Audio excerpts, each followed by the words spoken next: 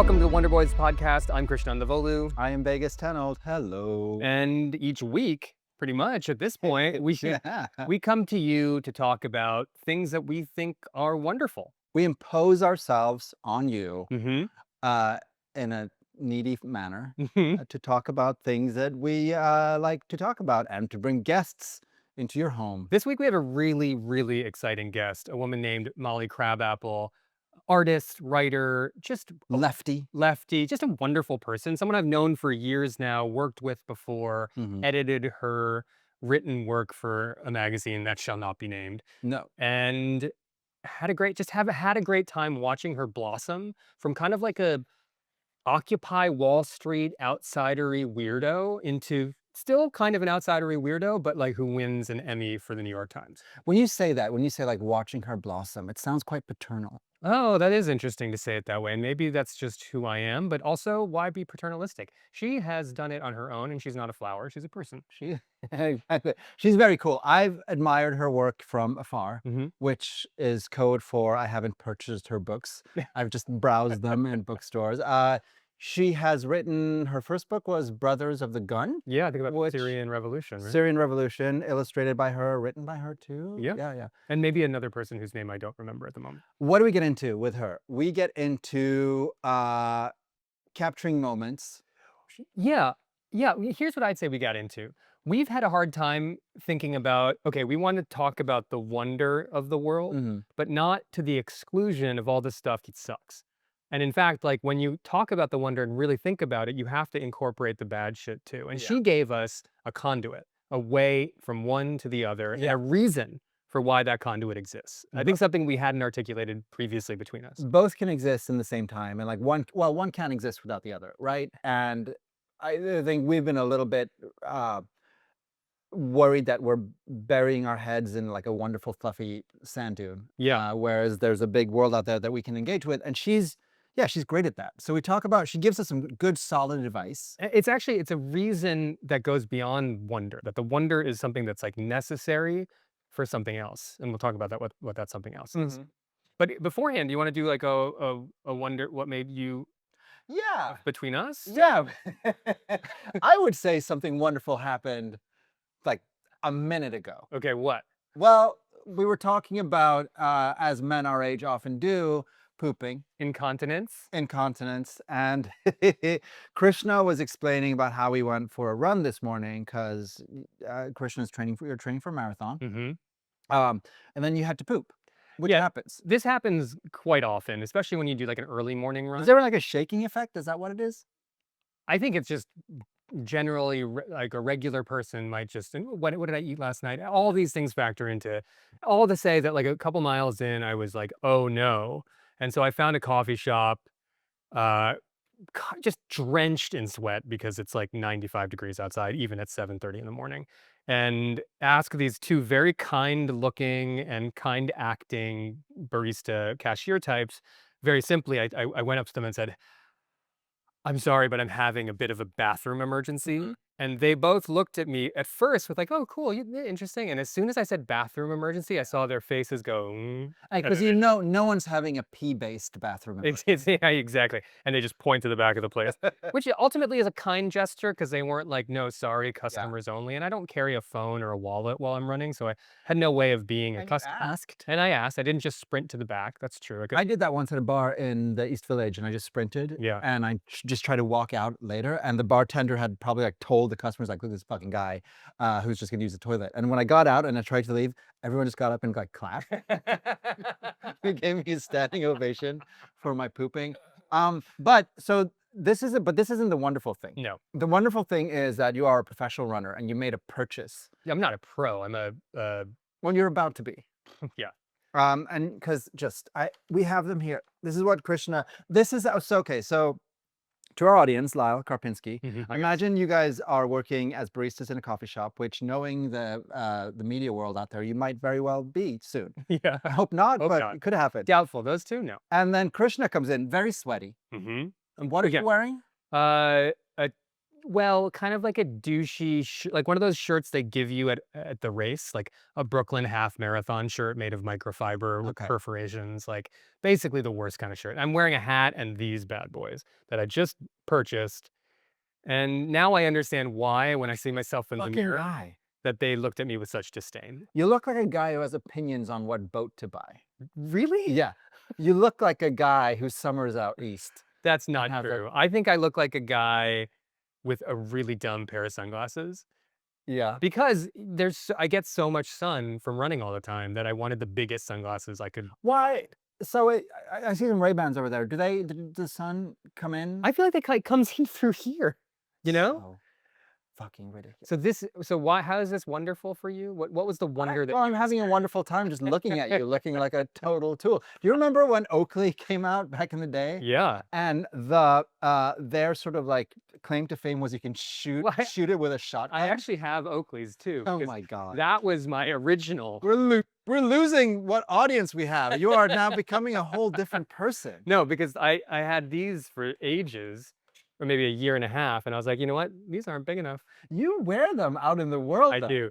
We just went for burritos Yeah. before the Well, I think that, as the do you remember when we talked about how, like, I feel like, Rip Van Winkle, like, the Yeah. world changed underneath my feet? I feel like the kids in my neighborhood, by kids, I mean the 20-year-olds in my neighborhood, wear funny sunglasses like this. Like, this shape is Yeah. not it's like The Matrix is back. I mean, at least you acknowledge that they're funny looking. Right. I feel like at one point you'll be like, "Hey, these look cool." So that's where I'm like, "Hello, fellow children," when Yeah. I put these on and walk around the neighborhood. But then I got those, and you look great. Thank you. Where are you on the bands that go around so you can sort of just hang them here? Croquis? Is that what it's called? Yeah, I think they're called croquis. I haven't had them. I haven't gotten them yet, but Okay. there's look like always more. you look like a golf man kind of sometimes with it. Well, let me tell you about what gave me wonder, and Please. it is golf related, if you can believe it. Oh, okay. Haven't been playing a lot recently. There was a time where I was employed and playing golf felt like, okay, cool. But now that I don't have like a full-time paycheck, spending like 6 hours on it playing golf in a day really feels like I'm wasting time. Yeah. Uh, You so feel judged by members of your family. I think if I had like a bi-weekly golf outing, like twice a week, I Mhm. think my wife would be like, "Come on, buddy, Yeah. just try a little harder." Yeah, yeah, yeah. Which I am. I am trying very hard. But so I Yeah, did. look at us. I treated myself last week, and I played a round of golf, and I was with a group of three other random dudes. Mhm. A very nice young father from Park Slope, Brooklyn, and two Italian American guys, maybe my age, maybe a little younger, maybe a little older, who knew each other and were friends. And one of them got a hole in one, and we all watched it. And I'd never been in a group of people who had gotten a hole in one before, and it was so fun. I couldn't believe it actually, because it's How like, did they ever happen? yeah, and it like he hit the ball, and everyone's like, "Oh yeah, it's right on line. That looks good. Nice shot." And then it hits, bounces once, it goes right in, and then we just go crazy for 30 seconds. We're just going nuts out there, and it wasn't just that made me feel the tinglies. It was what happened next, because for the next like 30 minutes, we all had like amazing golf playing. Like we all like one guy hit like a chip in from a few yards, like from 10, 20 yards off the green. I hit like a 90-yard shot that like hit the flagstick and almost went in. So there was this like infectious group energy um, that came from that hole in one. And I think that's what gave me the wonder that I experienced was like when a group of people get on a roll, Mhm. there is like a new physics that is Mhm. born. Now, what's it like when you have a great day of golf with these basic strangers? Mhm. You become friends after 18 holes, I suppose. Yeah, there's But a are you relationship. gonna see these guys again? Probably never. I mean, maybe on the golf course. There's something really nice about that. Yeah, Sharing these special magic fleeting moments or intensely frustrating moments of rage. right. And then And then it's done. have And you not made any golf friends that you've seen after? I mean, there are a cast of characters I've seen. There's one like I guess he's like an ex-pro football player Mhm. who runs like he maybe does PR for an interesting tech company now. I've seen him a handful of times. Can't remember his name, but he's Mm. great. There was a guy who I went golfing with again once, and he was a dancer on Broadway. Oh. Yeah, he was in the Book of Mormon. Oh, And so wow. we had a really fun he was from the South, maybe from Louisiana. So we had all kinds of like good Southern golf lingo, which was fun to get What's involved. a good Southern golf like no colors allowed. Is that what you said? I mean, I guess to be fair, yeah, that's basically it. But no, he said, if you hit the ball poorly and hit the ground first, sometimes people call it chunking. Okay. Uh, he said, dip it in the gumbo. To fit in the gumbo. Anyway, so I went golfing with him again another time, but it didn't work out because he got too mad. He like mepped yeah. up a few. He got too mad. I was like, I once saw my dad chase some walkers, like some hikers from a golf course. My dad, who I think might actually listen to this, I don't know, but he disputes this. But we were like, it's one of the like 2 or 3 times I've been golfing because sometimes he wanted me to golf with him. He's a pretty good golfer, and we went golfing, and it's a really nice course.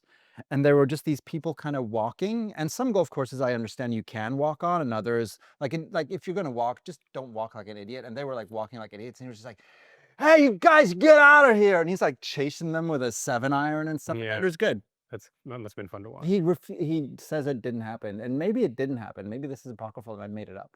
I don't know. Well, It was a wonderful moment. Okay, that was the wonder for me. The group dynamics of something special happening. that's really nice. I have a quick one because I don't want to just rag on your glasses because I do understand that you need to be aerodynamic, and I certainly understand the draw of an aerodynamic head. Yeah. Yesterday I had drinks with my friend Jules, Uh-huh. and he told me out of the clear blue sky that he started doing improv classes. Oh no. I know. It's What's great. next? I want to do it so much. It's $300. He goes, and it's Every time? it's no for like a 6-week thing. Oh, that's cheap. I know. So we don't have a Patreon. If we did, we'd have no money in it. But anyway, I want to do it so much. And just to look in his eyes when he's a guy, he's like 50 or whatever, and just like, I got a gift certificate for improv. He's gonna go up to level 2 now. Wow. The fucking best. All right. Well, to be seen whether we go ahead and do that too, but maybe we should. Yeah, I don't feel like anyone's on the edge of their seat waiting, but it will happen. Molly Crabapple, on with the show. Oh, like and subscribe, please. Yes, please do like and subscribe, share, comment. Just be fun. We're trying to have fun. You don't even have to be fun. If I learn anything from like bad actors online, is that like hate kind of sells better than good vibes. Sure. If you want to comment, baldist stuff against me, racist stuff against Christian, just like we take that over nothing. That's right. Yeah, like the opposite of love isn't hate. The opposite of love is indifference. Wow. And so we'd rather take hate than indifference. Just engagement is what Just we need. engage. All right. Thank you guys. you. But now on to Molly Crabapple.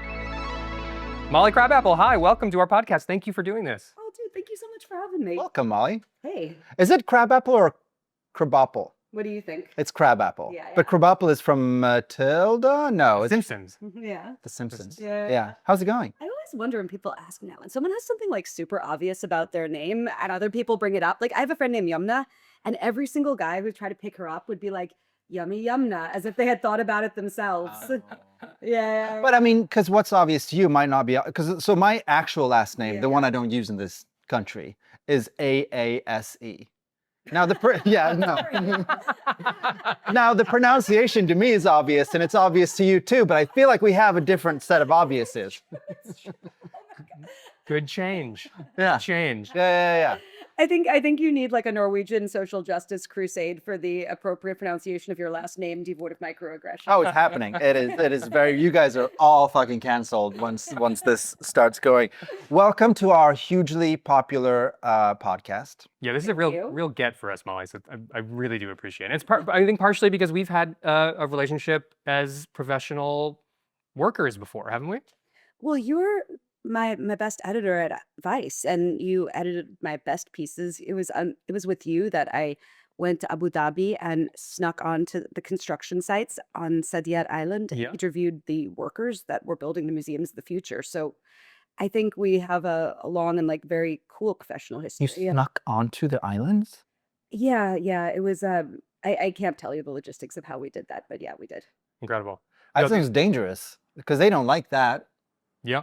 And these were incredible pieces because not only did Molly do exceptional journalism interviewing these folks, she also illustrated them. And Molly is an incredible artist, a wonderful illustrator, and it really brings such a different dimension to the way that stories can be told. So it was always such a pleasure when your stuff came in and to see the images themselves. Oh my God, no, it was the best. And that was a particularly cool thing to do illustration, I think, because those guys that were talking to me and that, the guys that snuck me onto the site, they had to be anonymous, right?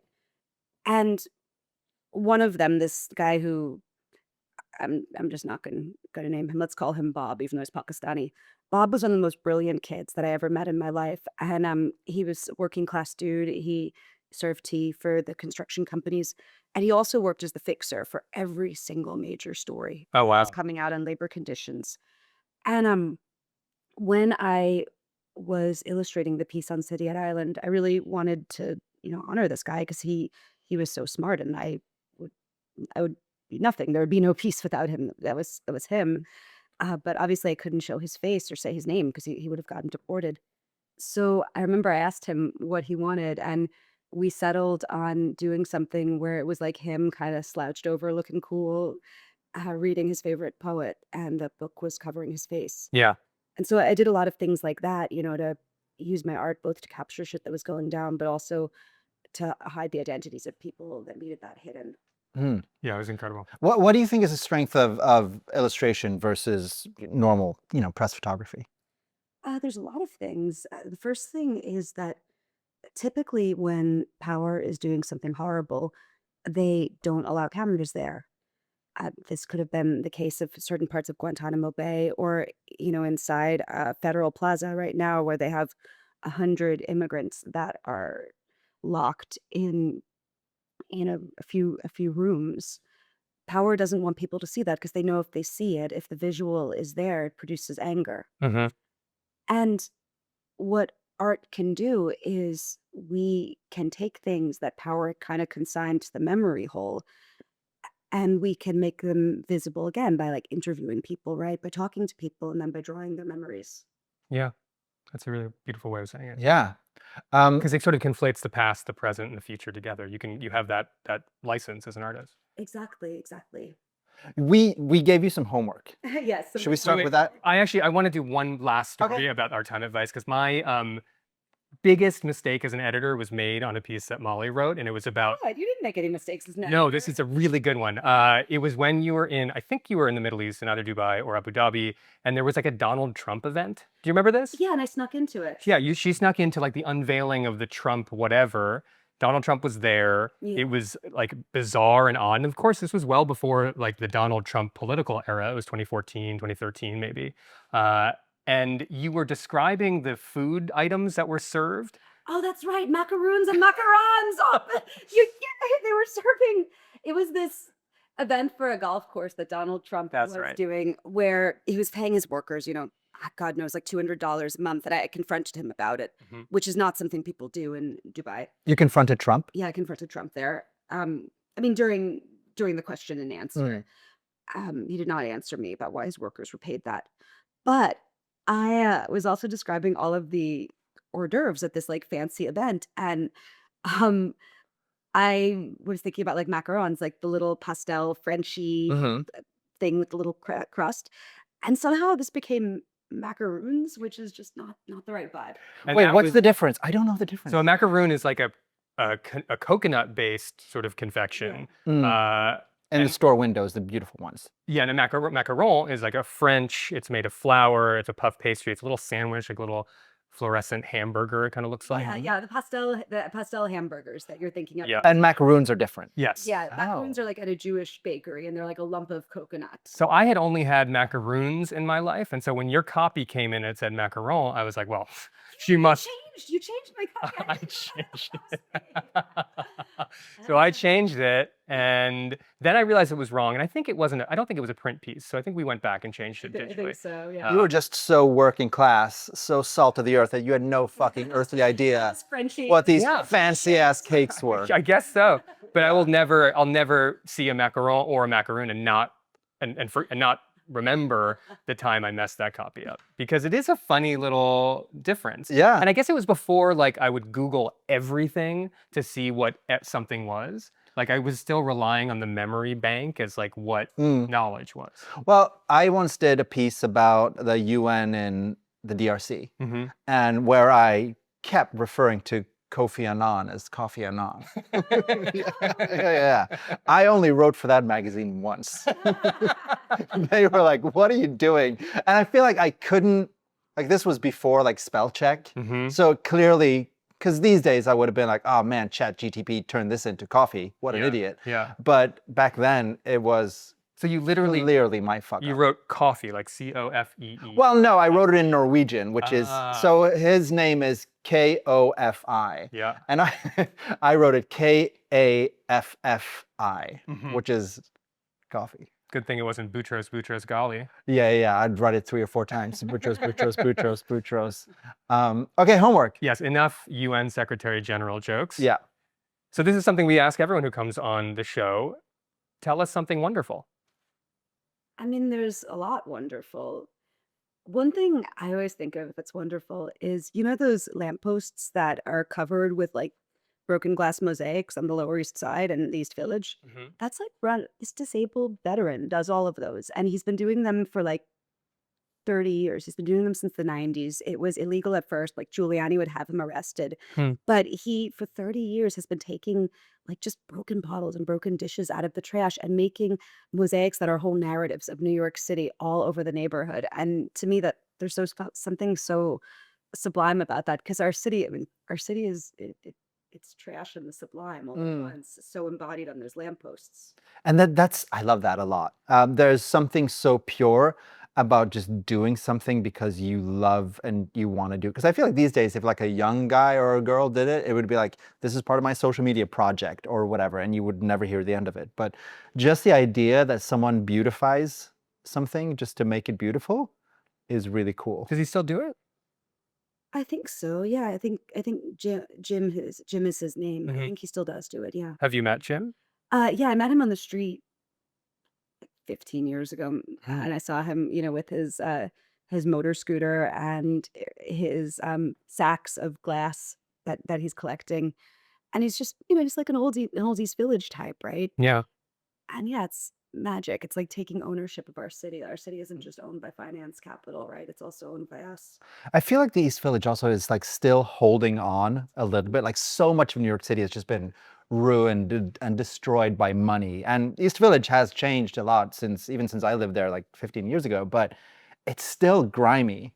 Like you still see the crust punks in Yeah. Tompkins Square Park.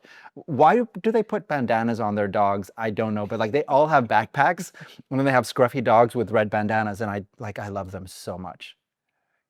Yeah, crust punks are cool. Crust punks are the best. Is there one mosaic that like speaks to you specifically, like that this artist has done? Could you describe it? Um, I mean, there's just so many of them, and a lot of them are about like local shops, right? Like Uh-huh. there's one about a glasses shop. I remember with like the eyes and the glasses, but I think it's not just a specific one. It's more the sheer volume of them, right? And like some of them would be outside of this cafe called the Bean. Mhm. I remember there were some that were about like 9/11. There were some that were like about punk history, and then some that are just like local, you know, local stores like pharmacies or whatever. Yeah. And so it's on lamp posts, which is to say like the base of them where all the electricity is. Like, Exactly. Yeah, the base of them and then the sides of them. mhm. And he got arrested. Yeah, because it was considered graffiti. Uh-huh. God damn it. I know. You like every time there's someone who's like who's from not America, and I tell them about the shit people get arrested for here, they're just like, what sort of demented country do you Yeah. live in? Well, it's because I feel like we all, like in Europe, you watch Footloose and you go like, that priest, well, is he a priest or the mayor? Like, who's the guy who keeps yelling at He's a Kevin Bacon? minister. He's I a think, right? minister. They're We're all probably like, not Catholics. God damn, that guy's insane. Why won't he just let Kevin Bacon do his beautiful dancing? Whereas here in America, I was like, yeah, Kevin. I mean, Just- Kevin Bacon's dancing is a little suggestive in that film. In the Is it a little barn, much? it's a little much. But he's so angry. He is, and he gets his anger out He through gets his dance. anger.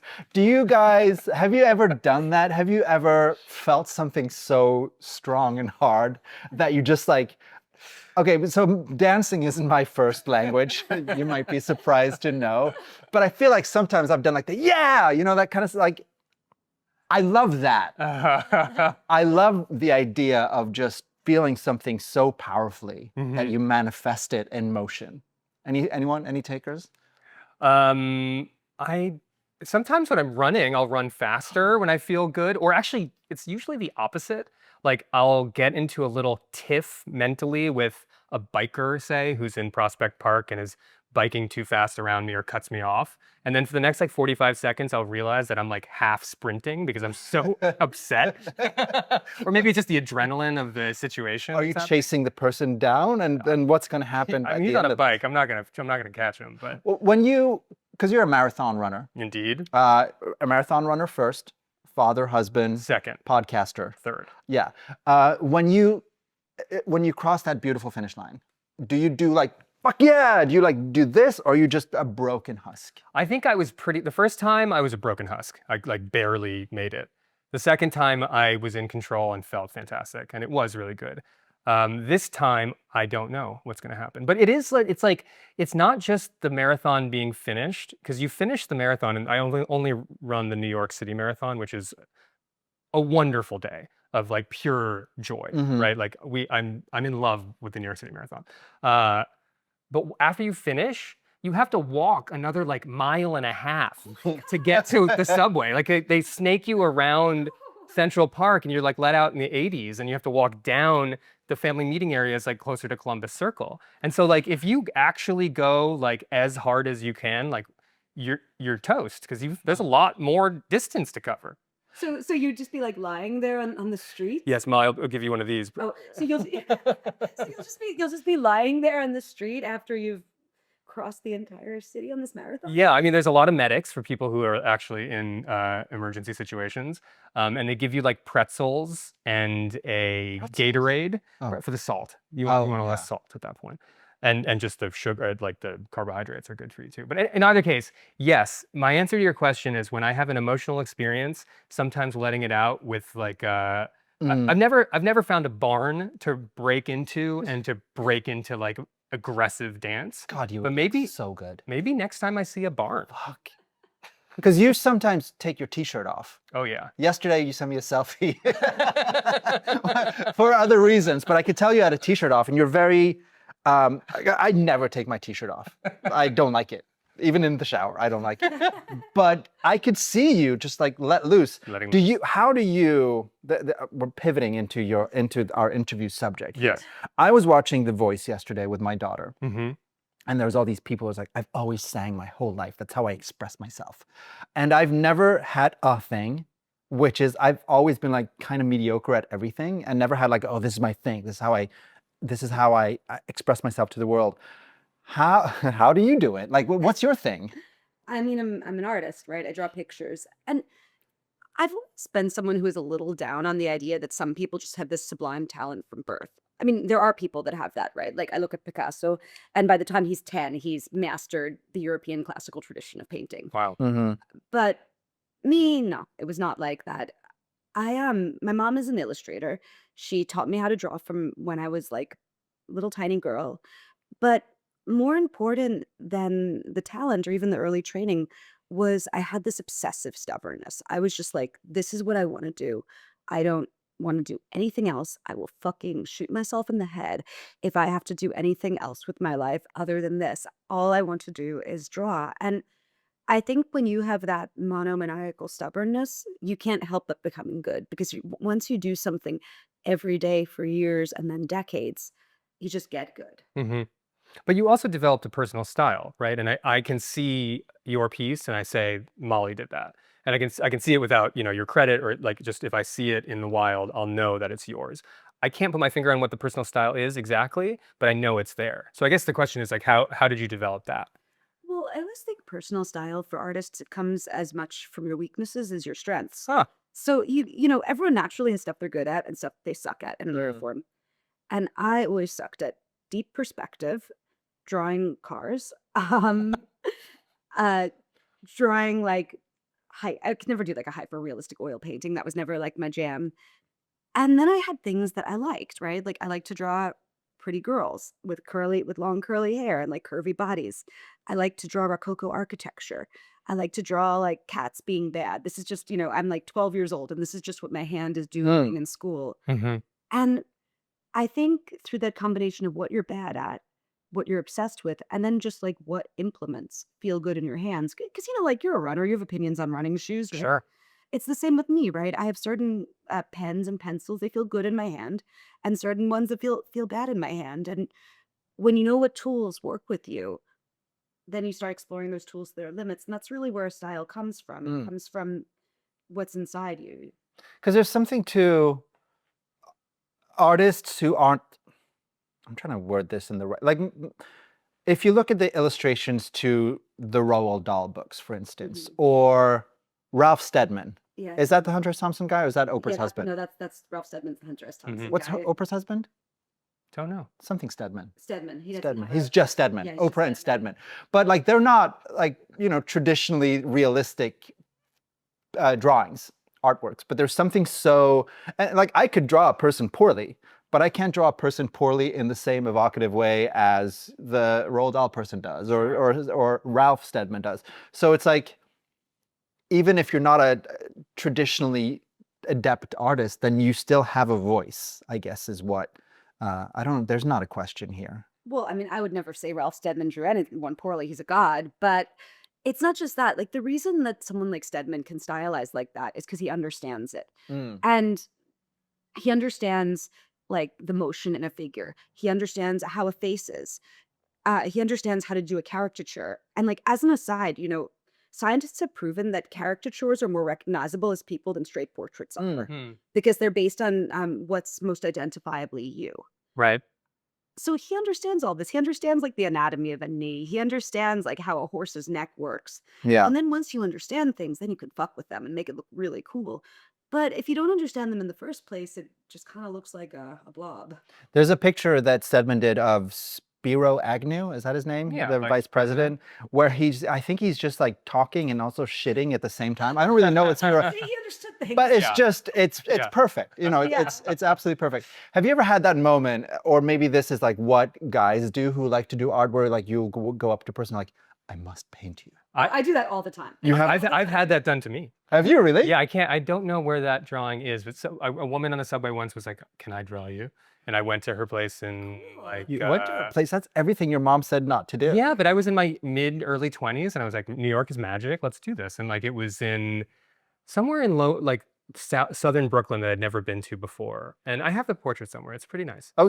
So you weren't trafficked. I wasn't. into the seedy life of artists mausoleum that Yeah. artists had to rescue you. Yes, from. exactly. Another person of color being whisked Yeah. off the street. How do you think they found me? Yeah. That's terrible. But you've had these but not just with people, with situations, with scenes that you're like, I have to capture. All the time. I mean, Jesus, like all the time. And I think I started drawing because I was such like an awkward little dweeb and I wanted to like talk to pretty girls. And I really think I did something a lot of dude artists do, which is that I was like, how do I get to talk to pretty girls? I'm going to ask them if I can draw them. And I would do that all the time. I still do that all the time. I constantly ask people to draw them who are kind of cool or interesting or have style. And yeah, it's the same with scenes. And I mean, a lot of my favorite drawings of scenes, honestly, I did for Vice. And often what it is you have these moments that sort of sum up everything. So I went to Gaza for Vice in 2015. And that was like a year after Operation Protective Edge when Israel had, sounds so quaint now, 2 years into the genocide, but they had only destroyed one neighborhood called Shujai, or just bulldozed and shelled and just destroyed this place. And there was this like destroyed hospital there. And in front of this hospital were these Palestinian construction guys who were straightening rebar. And if you've ever, you guys have both been to places where like it's a post-bomb site, so you know what rebar looks like. It's so scary and violent looking. It looks like black vipers or something. They kill you. Yeah. And rebar is the concrete or the Metal. steel Yeah, the that's steel. inside and sort of reinforces concrete structures. And in parts of the world like that, everything's made of concrete and rebar. It's an amazing little fact check nugget there. That's great. That's just for the people at Yeah, home yeah, who yeah. don't know what rebar That's is. your job on this podcast, to have construction facts. You're profiling your audience as not knowing construction and building construction facts. Well, yeah. Tell us Lyle- if we're wrong. If you guys know about construction, leave Lyle a knows. comment. We have one audience member that we know about, and his name is Lyle. Say hi to Lyle. Hi, Lyle. Hi, Lyle. Lyle, I love you, but Lyle, you know fucking nothing about construction. So thank you, Krishna. Anyway, go on. So basically, after a bomb hits a building, the rebar gets all twisted, and like a thing of snakes. And so these guys, they were straightening the rebar, and at first you're like, why are they straightening the rebar? And then it's because Israel has it under siege. There's a blockade and they can't bring in enough construction materials. So they are straightening rebar with hand tools to reuse. And for me, that image of this bombed hospital, this bombed neighborhood that Israel had destroyed, and then these guys working there straightening the rebar to rebuild despite everything, it exemplified to me what Gaza was. And as soon as I saw it, I knew I had to draw it. Did you ever visit when you were there? Did you ever go to the zoo? No, I didn't go to the zoo. It's one of the coolest, weirdest places I've ever been to. I was there in it's definitely not there anymore, but they have, I think they had 2 zoos in Gaza at one point, but I was at one of them, and they used to have all these, exotic animals that they had smuggled in through tunnels. Like at some point they had like, I don't know if they had a giraffe or elephant, but they had like exotic animals. But because of the Israeli embargo of medicines, they couldn't, when animals got sick, they would just die. And I think this is kind of like the rebar story, but they would, when an animal, like these animals were their livelihood, so they would do taxidermy on them. But of course they weren't trained taxidermists either. So like sometimes they would have like a part of this animal or part of this animal, and they would just like kind of like sew them together and pose them as these like crazy fantasy beings. So you walked through this like zoo, and there was like an animal that was like, I don't know, part whatever and part whatever. Chimera, I think that's the word. Chimera is the word, yeah. And it was just like, yeah, they just made do, and they just like picked themselves up and rebuilt animals. It was crazy. I mean, just this like commitment to make something special for kids, to make something so that kids don't feel like they're trapped and caged, but could see a little piece of the world. Like just that commitment despite everything. Yeah, I spent a week with these parkour kids as well. I think there was a few stories, but like these like kids who would just like do parkour off bomb sites and demolished buildings, and it's just incredible. And it's such a bummer to know that, I mean, probably a lot of those kids aren't around anymore, and certainly, yeah. Well, but I mean, to sort of extrapolate from that, it's this idea of finding joy even within the most distraught scenarios possible. And so, I mean, like that's sort of integrally human. Find that wonder and joy. And that's such a human thing, and it's such a good thing that they do that. But sometimes I'm trying to find a way to phrase this, but like, because you don't want people to seem happy in Gaza, in the sense, because you want to be able to tell the world that this is hell on earth right now, and like mobilize. I don't know what I'm talking about. You know what I mean? Like, you want to keep the pressure on to talk about the genocide and be like, we have to do something about this. But you can advocate against a people's genocide without taking away their dignity or diminishing their strength and defiance and their humanity, which is really what these moments of finding joy are. Yeah, there's a wonderful little girl who cooks on Instagram and TikTok. Oh yeah, I think Renat might be her name. Renan, yeah. Renan, that's right. And I see that, and I see encapsulated exactly what we're talking about. Like, she finds real joy in making food and really just connecting with people using the social media she can, but also she's very clearly illustrating the blockade, the hardship that I just feel like shitty people are going to pick, like when the big migration, the Syrian war migration, was happening into Europe, there was a lot of pictures of like immigrants coming over on boats and stuff like that, and a lot of them had cell phones, because obviously we all have cell phones in this day and age. Everyone on Earth has cell phones. Yeah, but the right was like, look at these fucking people, they have cell phones, they're trying. So I thought like every sort of image of some sort of normalcy was being, again, weaponized against them. Like, why are they coming here if they have smartphones in Syria? And you know what I mean? Yeah. But the thing is, like, you have to realize is that, let's say they didn't have any smartphones. Let's say they were how the right thinks refugees should look. Like, they were dirty and they were wearing torn clothing, and none of the women were wearing like cool eyeliner and lipstick. Like, let's say they looked like that stereotype. It's not like it would make the right like them or accept them. No, they would just be like, look at these dirty savages coming in. It's a no-win situation. The actual problem is the like fascistic right. And it's not that you're giving them ammo by either being too abject or by being too glamorous or strong or resilient. It's that they're fucking fascists. Yeah. You're writing a book. Yeah, I'm writing my third book now. And this third book is about resistance to fascism in some way, yeah? Yeah, so it's about the Jewish Labor Bund, which was a Jewish anti-Zionist revolutionary party that my great grandfather was a part of. It was a huge Jewish political movement in Eastern Europe up until World War II, and took part in the Warsaw Ghetto Revolt, took part in the resistance to pogroms, took part in cultural resistance, just like amazing, amazing movement.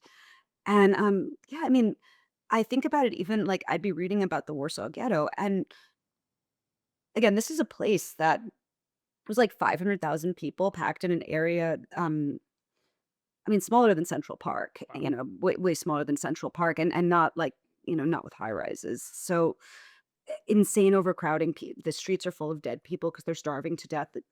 And yet, these political movements, they made poetry readings, they made concerts, they made ballet dances, they had just like dances for like young people to like go and hook up at. There were like, yeah, there was a huge commitment to life, and this was illegal what people were doing, but they did it anyway because that's like what it means to be human. Mm. What do you mean by commitment to life? That's a wonderful way of putting it. Well, what fascists want to put on people is they want to reduce them to bare existence. They want to reduce them to like bodies. That's what they call them. And the little alligator Auschwitz that Trump is building. They call people bodies. Hmm. That they eat never enough, and they shit, and they're confined in a cage, and they're just fucking bodies, right? There's nothing else that. And to insist on life as opposed to merely a biological existence, and life in all of its richness with parties and books and romance and glamour and joy and pleasure. When you are a group that's targeted by fascism like this, I mean, that's a profoundly defiant act. And it's something that is almost a building block to other acts. Hmm. A building block to other acts of resistance, or a building, just, that's what you Yes. mean, yeah. Yeah.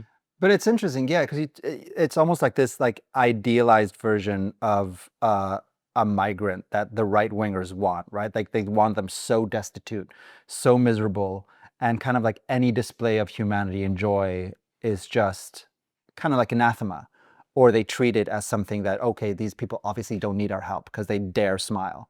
Or Because they dare act like equals to us. And how dare exactly, they? exactly. But so, what do you think in this moment we can learn from the what was it called? The The Jewish. Jewish Labor Bund. Yeah, like we're in this moment of rising fascism. And what does Bund mean? It means organization in Okay. German. Yeah, and Norwegian. Is that right? Yeah, Oh, so that you like, didn't have to ask same that language. question. No, I knew. I was going to do a construction fact check. Yeah, exactly. But did you start this? Look, we've been in the creeping fash for a few years right now, right? When did you start writing this book? I started it about 6 years ago, and it took so long because I had to learn Yiddish to write this book, Oh. which I still can't. I can't speak it, but I can do my research in it. And I had to learn Yiddish because the Bund wrote everything in Yiddish because that's what like working class Jews in Eastern Europe spoke. This is like an underreported talent of yours, is learning languages. Learning language is the most half-assed way, though. I feel like this is the thing. We have a Norwegian at this table. We can't say this. Like Americans are like, I know how to say bonjour, and like Norwegians are like, I speak, or like Europeans are like, I speak 8 languages fluently. No, but That's what we want you to think. We want you to think we're all polyglots. We know fucking nothing. You know nothing. No. But no, I say that because I remember when you were learning Arabic, and I was like, Yeah. my goodness, Molly's learning Arabic. It's just happening. I mean, it isn't just, you worked at it. Yeah. I mean, I love learning languages. I can't say I like know any at a level that would be acceptable to people who were not, in the kiddie pool of American linguistic skills. But I do love studying languages. So That's you kinda learned oh, sorry. you learned Yiddish, Yeah. and then you've been writing this book. Yeah, and I've been writing this book, and I'm done with it now. I'm like fact checking it.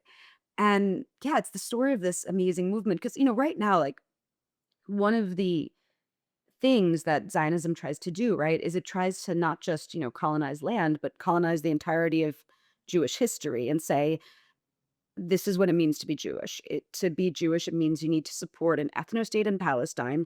It means you need to support our genocide army. It means that you need to believe that all criticism of the state is anti-Semitic. That's what it means to be Jewish. And um, we were the people in history who fought. We were the strong Jews. There were other Jews, they went like sheep to the slaughter. It's a sort of very common trope.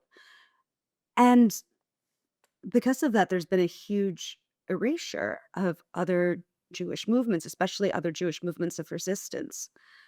And one of the things I've been trying to do with this book is to excavate this history and say, no, you don't, this disgusting ethno state is not the fundamental building block of our identity. We have other histories, far better histories. Hmm. One thing I am really sort of sitting on is the connection that we're making, or you're making, between the joy and wonder of humanness Yeah. in the face of oppressive fascism, and that as a conduit to a kind of resistance. I don't think that's something that I often hear connected, or even being like either necessary or sufficient. Like resistance is just saying, hey, we don't want this, let's put up a blockade. But you're saying, and what I'm hearing from you is like, there's something even deeper that can fuel a resistance like that, and that's joy, that's humanness, that's art, that's these very like necessary parts of our humanity. Well, like, I think about how much cultural institutions are traditionally under attack Hmm. by fascists. Like, about a week ago in Chicago, there's a big Puerto Rican museum. And, all summer they have like cool Puerto Rican festivals and like Latino festivals. These are cultural festivals, right? Fucking nice. They stormed into this building, to this museum, to do recon so that they could grab people at these festivals. Like, it's a specific desire to shrink Latinos, to make them shut up, to make them not celebrate, to make us not, like I say, ask my dad's Puerto Rican, and make us not fucking show our culture. Hmm. And to say, no, I will not like shrink myself down to the little cage that you've made for me. Hmm. That is a fundamental like first step of defiance.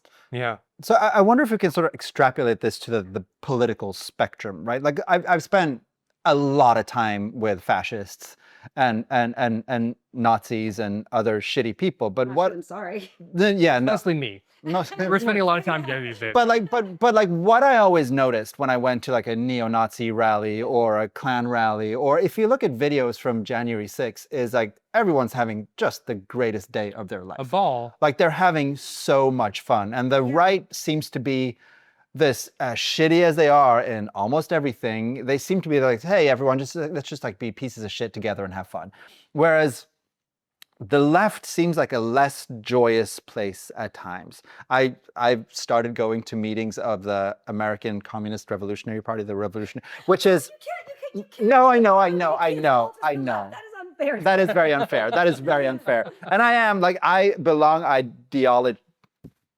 belong on the far left of the political spectrum, but these meetings are just such a fucking bummer. Also, they're not revolutionary, but maybe it's because I've only been to one meeting and no one's going to give me the blueprint for the fight. Once you read enough about the great teachings of Comrade Bob, A Great History Oh, awaits you. God. But the thing, like, I wonder if what the right has been able to do is they've been able to spin a narrative of who America is and who Americans are that kind of feels like it resonates with a lot of people. And I feel like the left writ large hasn't been as good as being like, hey, let's all go. Let's all do shit together. There was a moment in the 2024 campaign where the concept of joy was like something that was trying to held on to by the Harris wall. But the way that, I mean, to use like joy as your concept while also being like neck deep in genocide support is a little bit rich. Yeah, I think people saw that disjuncture.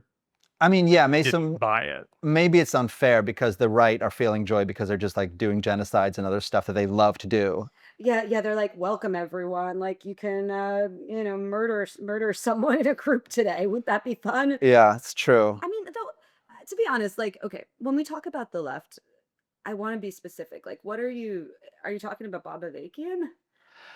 I'm talking about, Maybe you're talking about a conception of the left, I think I'm talking about a which conception. is like marmish, like you can't say anything without offending someone. You have to triple mask and sit around and say your pronouns and Yeah. acknowledge all of like the many horrible things of history. Land acknowledgement. But I mean, this is a gross caricature of the left. Right. Like, I'm not describing anyone I know on the left. I'm describing like the right-wing caricature of the left. But it still feels to me like the left is splintered. and it's been unable to mobilize. You see the big rallies with Bernie and AOC, which are great. Okay, you say unable to mobilize. Who's our Democratic nominee for mayor in New York, a city of 9 million people? Is it Andrew? It's Andrew Cuomo, right? I'm still not convinced the Democrats won't fuck that one up, though. By the way, it's Zoran Mamdani. That's Yeah, it's all right. Yeah. But I'm still. I'm so unable to mobilize. Well, I mean, I could just picture like both Cuomo and Adams just like fucking that one up. No, but they're not. Cuomo and Adams both running is amazing. Like, please, Cuomo, Adams, like, please run, because they're gonna split the asshole vote. I hope so. I really hope you're right.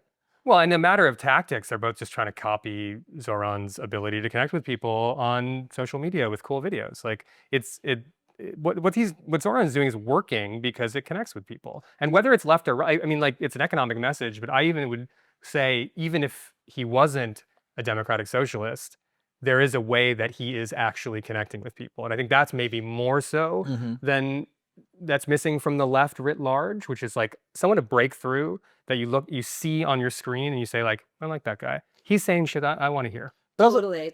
Though I would say, like, so with Zoran's success, and I fucking adore Zoran. I did art for his first assembly campaign. He's like one of the most like charismatic and amazing like political figures I've ever met. So, but despite him being this amazing talent, there's another reason for his success, and it's not just that he's like so handsome and good at social media, and it's not even that he like really listens to people and connects with them. It's also that he comes from the Democratic Socialists of America, which spent 8 years building up a huge door knocking apparatus, right? Which is why we have like a socialist caucus in city council, in assembly, in state senate. It's that like painfully they built up a machine, and that machine was what mobilized the, I think, 50,000 people who knocked on doors for his campaign, including me.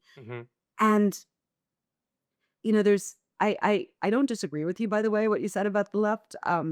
There's so much about it that's like so dorky and mind numbing. And if I have to Dorky, that's the great yeah, word. dorky. Like if I had to sit in a fucking basement and listen to people debate about people from 1903 who are also disagreeable and sitting in basements, like this sucks, right? Like Leninites are still angry at Trotskyites in Williamsburg in 2025. Fucking Trotskyites. Stalinists and Trotsky. Okay, Yes, fine. Yes.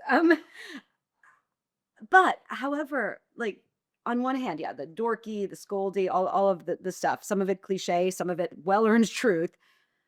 But on the other hand, you have to admit that the left in New York, by which I mean the Democratic Socialists of America, built up a formidable machine for organizing that was so formidable that it just toppled a political dynasty and got 540,000 votes. I mean, and I really do believe like the Zoran campaign presents a lot of opportunity to get rid of a lot of like the pathological annoyingness and dorkery of the left. Like I think what you were talking about is he's able to speak to so many different types of people. Yeah. Like he can like hang out with the like sexy trans chicks at $3 bill, and then he can speak to like the conservative uncles doing Juma prayer, right? And then he can speak to like the street calisthenics bros, and then he can speak to like the old Chinese ladies at the like community center. It's that ability to connect with people, to actually like, connect with difference, not just like give it lip service, not like this annoying like we love diversity, Yeah. but to actually connect with actually different types of people. That I think is one of his greatest talents. He's also pretty good at eating with his hands. It's also interesting how like the shitty people kind of like they haven't embraced him, but it's fun to watch Tucker and them like talking about Zoran being like, oh, I kind of like him. yeah, which is not great, I suppose, but it's like enemy of your enemy, I guess. We've had you for a long time. Yeah. We could keep talking, but I think maybe we should leave it at this, and maybe some other time you can come by. We can keep talking. I would love to. I'd love to hang with you guys. Yeah. Can we plug something because we're professional podcasters? When is this coming out? Maybe tomorrow? No, next week? Yeah, next week, the week after. Well, I have a solo museum show at a Poster House in November, the Museum of Poster House. Oh, amazing. Art in New York, and I won 2 Emmys, which was really cool. Oh, that's right. Congratulations. Thank you. I see your Emmy over there. Oh, don't see that. Okay. Anyway, yes, continue. You guys can both go fuck yourselves. But what did you win them for? Because I didn't know that you had made television. it's not television, it's animations that I did. Oh, cool. And I've been doing this these like explainer journalism animations for like a bajillion different clients. Mhm. And these ones, I won them for best graphic design and for best art direction. Amazing. And what was the outlet? Where can people find that to watch it? The New York Times. Incredible. We're just media elites here. Uh, Yeah. Yeah. eh. Okay, Molly, love to see you. Thank you so much. Thank you so much. Thanks, Molly. Thanks. Welcome back to our nonsense post-interview chat. That was Molly Crabapple. She was just a delight. She was just a delight. We said before this interview she was going to be a delight, And now you know. and now you know she's a delight. Yeah, that was really cool. You should check out her work. You should read her books. You should, I think it's, you go to her website. It's like mollycrabapple.com or some derivation of that. And you can find what she does. Yeah, you'll find what she does. We have some other guests coming up, we think. I hope. God, we hope so. Apart from that, what else do we need to talk about? I think that's about it. I mean, we could keep rambling, but I think we had a nice long chat with Molly. We had a nice long chat with Molly. I hope you guys are having a good summer. Are you having a good summer? Yeah. I'm having a great summer. Are you going abroad? We're not going to leave the country, but we're going to go up to New England. We're going to go up to New England. Oh, you're going to Martha's Vineyard. We are. It's going to Oh, be it's beautiful. so We're going to have a great time. Do you usually go? That's our favorite place. And it's, I mean, it's very expensive and it's hard to do, Yeah. but we just love it so much. What do you do during the day in Martha's Vineyard? The beach. Okay. What kind of people are out there? Is it very fancy and schwa? Yeah, I mean, it depends. Yes. I mean, overall, yes, no doubt. Mm-hmm. But there is like a wildness to it. It's just sort of a wild island. Yeah.